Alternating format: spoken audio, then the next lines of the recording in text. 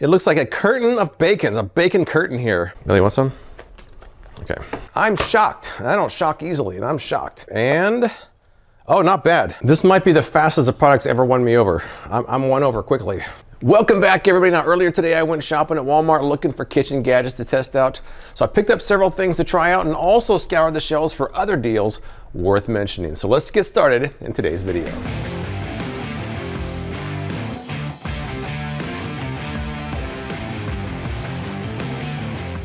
All right, here are all the items I bought. Let's check them out. In no particular order. First up, this one I found most interesting. This is the Bacon Wizard. I paid $8.88 for this, and I've tested similar items like the Macon Bacon, the Bacon Wave, the Wow Bacon, the Yummy Can Bacon. So this one will fit right in the bunch. I'm kind of curious though, it doesn't look like it has a cover to prevent splatter, so we'll have to see if that's the case or not. If it works, it's a pretty good price. Next up, I've got this Igloo Natural Ice here, and this is $2.68. Now this is a sheet of reusable ice cubes. Now they say it's all natural, just water in there, no gel or anything. Now it can supposedly be used to keep items cold or as a wrap, and it can supposedly be cut down to individual cubes. We shall see. Next up, we've got this Nordic Ware quick popper. This is a popcorn bowl for the microwave. I mean, it looks pretty basic. It's just a basic bowl. Made in the USA, also BPA free. Now the lid, they say, can function as a second bowl, so you could share. Should be pretty easy to try it out. This one I'm kind of interested in. These are flexible cutting mats, kind of as an alternative to cutting boards. It's also color-coded to prevent cross-contamination, reusable, dishwasher safe. I looked these up online. They're actually surprisingly highly rated, so I'll be curious how they work. Next up, this one seems like a pretty good deal. This is only $9. This is a sandwich maker. Now, I've done something similar, but I haven't done an individual sandwich maker like that. 520 watts. They say it cooks and seals sandwiches, so it looks pretty basic, but if it works, $9 could be a good deal for that. And finally, the most expensive of the bunch is this Ninja Express Chop. Now, originally, I thought it was something like the slap chop where you're actually manually chopping, but this is actually electric. It has a 200-watt motor, according to the bottom of the packaging. I've had a lot of luck with Ninja products, so I'm kind of curious how this one works. So those are the products that I did buy that I'm going to test out, but I wanted to quickly go over a few things in the shelves that I didn't buy. This is a section I usually call deals and duds, although I have to admit I didn't see a lot of duds in the batch. But first up, I saw a section of Circle. Now Circle is a product I have used, I do like. The bottle was about $20, the sleeve and lid combo was about $12, and the individual sips are about $3.74. Now that's about the same price you're going to find anywhere else, so you aren't really saving anything other than convenience if you happen to be in the Walmart. Now they had a pretty good frying pan section. They had a whole aisle of them, and I was kind of drawn to a section by Imusa. So they seem pretty well made, and when I looked up online, they actually have good reviews. I didn't purchase one for this review, but I'm gonna have to try one of those out in 2024. I was kind of surprised to see this Spicy Shelf Deluxe there for $20. That's an old product. I think I reviewed that on my blog back in 2013, but I will say they're usually sold for about $25 to $30, so it's still not too bad of a deal for that one. Heading down the blender section, there was a lot of options there, and I was drawn to a Ninja blender that looked a lot like the BlendJet 2. This is the Ninja Blast. That one cost about $50, and there was just a recall on the BlendJet 2, so if you're looking for a portable blender, this might be a good option. Nearby, I also noticed the Ion mug, which reminded me a lot of the Ember mug. This one also has LED display of temperature settings on there. This one was only about $40. The Ember mug's over $100, so this is something to consider if you're looking for a smart coffee mug. I was kind of surprised to see the partition there marked down to $154. Now this is the smaller unit than the one I tested, but this one still usually goes for about $250, so a $154 is a great price if you can find it for that at your Walmart. Now the one thing I wish I had bought there was a Nordic Ware Donut Bites pan. I'll probably gonna buy it eventually. It was only $5. Supposedly you can make donuts in the microwave with this. It seems pretty basic, and there was a recipe included, so maybe I'll have to go back and pick that up for a later review. And of course they have their As Seen on TV aisle, which I didn't buy anything from, but I'm always perusing that to see if there's anything new there. So the good news is that I didn't really find a lot of duds in the bunch. A lot of the prices are pretty average, but a few of them were better than you can find on Amazon. All right, so that's the stuff that I didn't buy. Now let's get to the things I did buy and see how they actually work.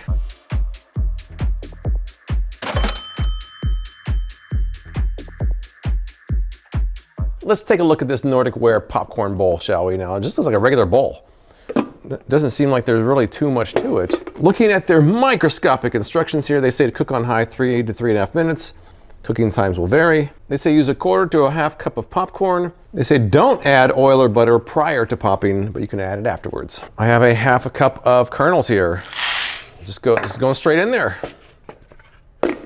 Let's head to the microwave and see how it goes. Did you want some popcorn? I'm putting in for 3, but I'm gonna watch it and make sure it doesn't go too long. All right, we're not even a minute in, and we're already getting some pops going on in there. What do you think, Bailey? You ready for some? She wants your tennis ball right now. We're only a minute in, we're already making progress. Bailey, Christmas is over. Christmas is over, Bailey. Christmas is over. At a minute and a half, I don't see this lasting the full 3 minutes. I have a 1,000-watt microwave, so that might have something to do with it. I think we're about done. That was about 2.5 minutes. And let's see, it's, is it hot? It's kind of hot. This is what we got, and Bailey wants some. She followed me in here. But here it is, and the bowl is pretty hot, I have to say. Oops, I just dropped a piece and she got it. Oh yeah, it looks like a pretty big bowl of popcorn. Let me pour some into the lid as a second bowl here. Bailey, want some? Okay. We got 2 decent-sized bowls of popcorn. Let's add a little bit of salt to it. Now for the taste test, see what we got. It's nicely popped. Could use a little bit of oil, but otherwise pretty good. Not to nitpick, but the lid doesn't hold quite as much as the bowl. So if you're sharing, you're probably gonna share the lid with someone so you can keep this one for yourself. But overall, I think it worked. So let's move on to the next item.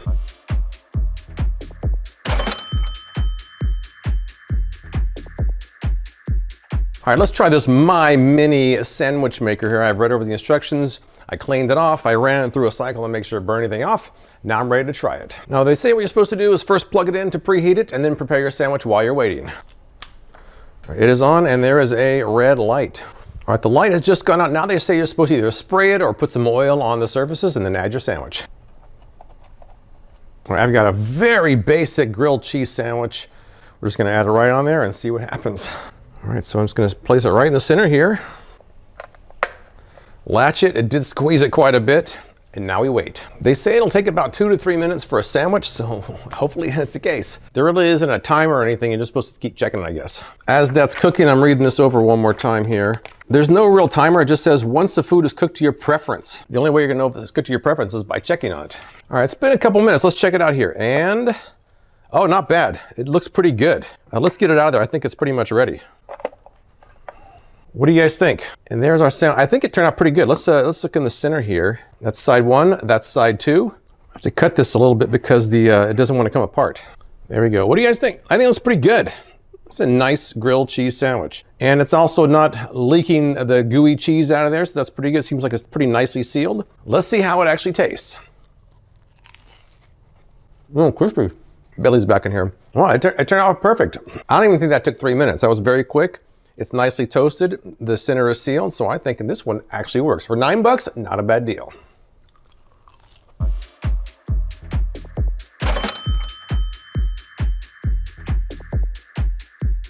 right, next up, let's try the Bacon Wizard. Now, there weren't any instructions inside. The only instructions are on the box itself, which is pretty minimal.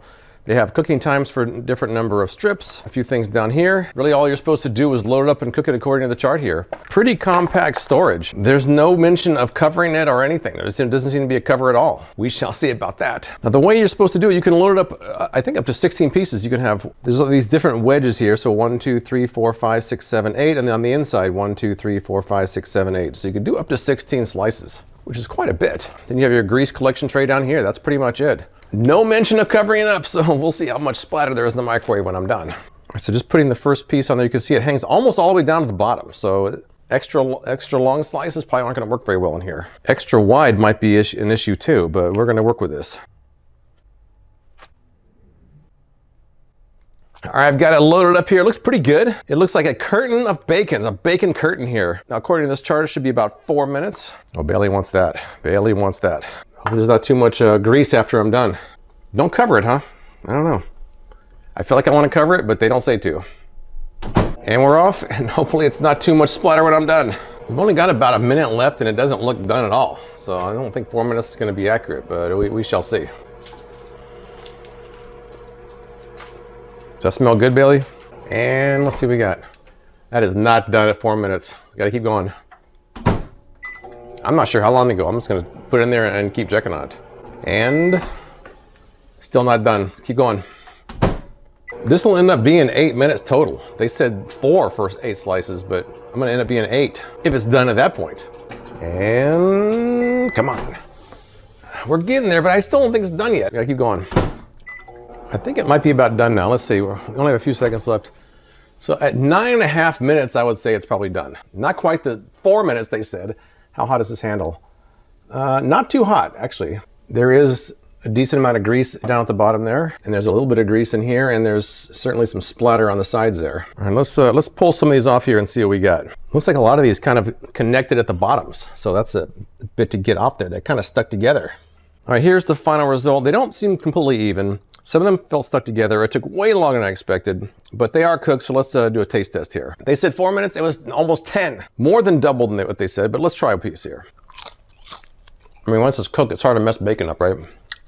All right, so good news and bad news. The good news is it cooked and it does taste pretty good. The bad news is that it's kind of uneven. It took way longer to cook than they said it was going to, and there was splatter inside my microwave. With all that in mind, I'd probably still stick with the Wow Bacon or the Yummy Can Bacon or even the Macon Bacon. But if you do decide to go with the Bacon Wizard, it will work, but it's not perfect.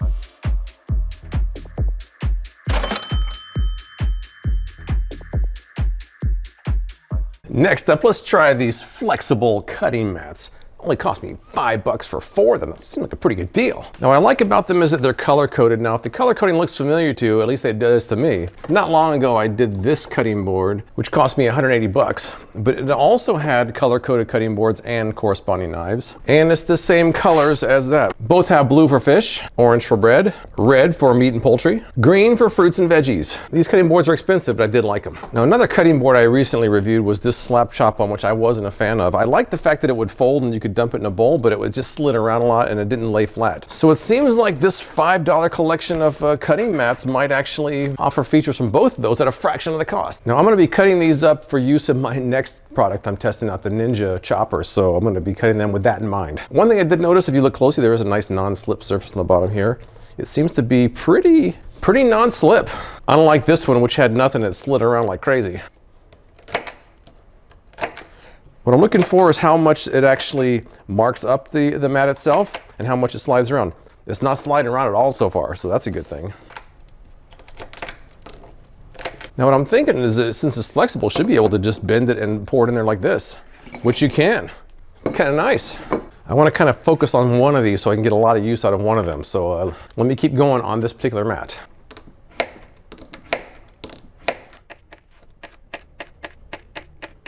And pouring it in the bowl. I kind of like this, honestly. This side, they slide right out of there nicely. This side has a non-slip surface. I'm kind of liking it. I am seeing marks, but they're pretty faint. It's very difficult to see. But in general, it seems like it's holding up pretty well. Let's keep going. Got this pepper. I'm going to use my pepper core from a previous video and core this pepper. All right, this I'm just going to kind of cut into larger chunks because I'm going to also chop this as well. So I'm going to have to wash some of those seeds out of there.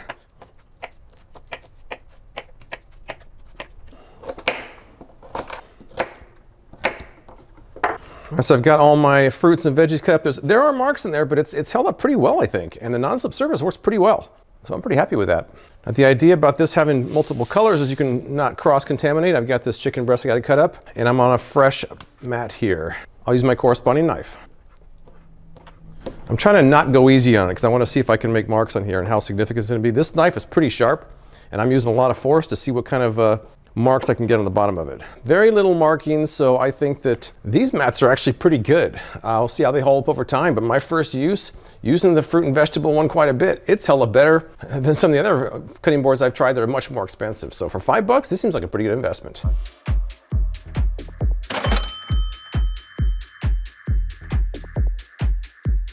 All right, next up, let's try this Ninja chopper. Now, I'm a big fan of Ninja products, so I have high hopes for this one. Here it is. I've already washed it off and reassembled and everything. I've got it sitting on this mat so you can see it more easily. So really isn't much to it. All you're supposed to do is fill this up. They say make sure the blade is in there when you fill it up. I'm just gonna throw some random vegetables in there and see what happens. So let's try. We got some peppers here. I'm just gonna try some, just these red peppers first. We'll start basic and work our way up a little bit from here. There we go. Placing it on there. I think we're ready to go. That's all there is to it. So they say to use a pulsing motion. Let's do that. And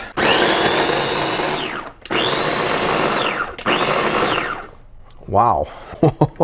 Whoa, that was seconds. Look at this. I may have over chopped it. Wow, that's very impressive. That was shockingly fast. As someone who's used choppers in the past, I don't even really have words to describe how fast that was. I'm not gonna bother cleaning it in between uses. I'm gonna just keep going. Something a little more challenging. Let's try some baby carrots. It made quick work of the peppers. Let's see how it does in something a little bit more difficult. That's a good amount of baby carrots in there. Let's see what we got. Something else they said in the instructions is not to hold it down more than 15 seconds at a time, but they do recommend using a pulsing technique for everything. Here we go. Okay, that was what, 1 second? I'm gonna double. Look at that, already that quick. Wow. Let's pulse it a few times though. That is shocking. I'm shocked. I don't shock easily, and I'm shocked. I mean, look at this. That's a good chopper, man. That's for 23 bucks. Two things, I'm already convinced it's a great chopper. But let's keep going. This might be the fastest the product's ever won me over. I'm won over quickly. Let's try potentially the most difficult of the bunch, some ice and some water. Let's see how that goes. Based on the first two tests, I have pretty high expectations. Let's see. That was loud. Okay, that was 3 pulses and they were pretty quick. And we have some pretty crushed ice in there. Look at this. This is a good chopper. This is a good chopper. All right, we tried some vegetables, we tried some ice. Let's try some chicken that I caught up earlier.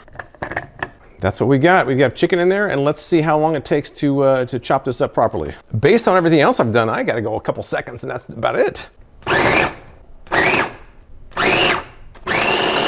All right, that was like 4 quick pulses, and there we go. Wow. If I kept going, it'd probably just be pulverized into almost a liquid. I'm gonna try one more thing in this chopper, and that is some almonds. These can always be difficult to chop up. Let's see what happens.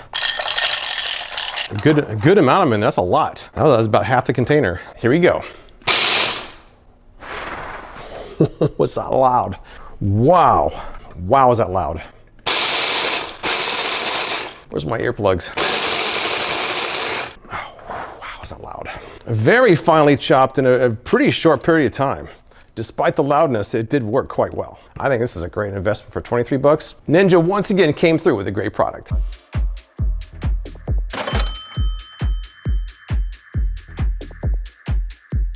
See what we got going on here. All right, so it's pretty basic looking. It's just 2 pretty small sheets. It looks like ice cubes. It reminds me of the ice vest I did a couple years ago. But that's supposedly just water in there, and supposedly you can cut in between them when they're done. So what I'm gonna do is just toss these in the freezer, then tomorrow I'll pull them out and see how they work. All right, it's been about 24 hours. Let's see how they turned out. Just upon first inspection, each one has a little air bubble in there, which is kind of interesting, but it really just seems like it's just ice, which I guess is all it is. It's kind of loud and crinkly, which I guess isn't a problem. Now, supposedly you can cut these down to individual ice cubes, or just leave them as a sheet and put them in a lunchbox, or use them even as a cold wrap on your shoulder or something, on your wrist.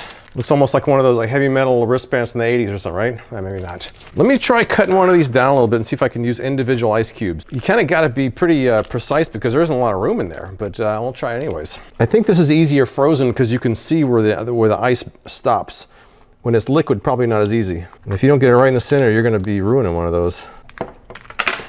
All right, I don't think I breached any of them, so let's keep going with these 3. Oh, it's actually easier to hold with the light and do this. You can see that very well. All right, so now I have 3 reusable ice cubes that I can use in anything, such as this glass of water. I guess you want to somehow clean these though if you reuse them. I guess you can just wash them off in the sink. Let's see. It's kind of weird.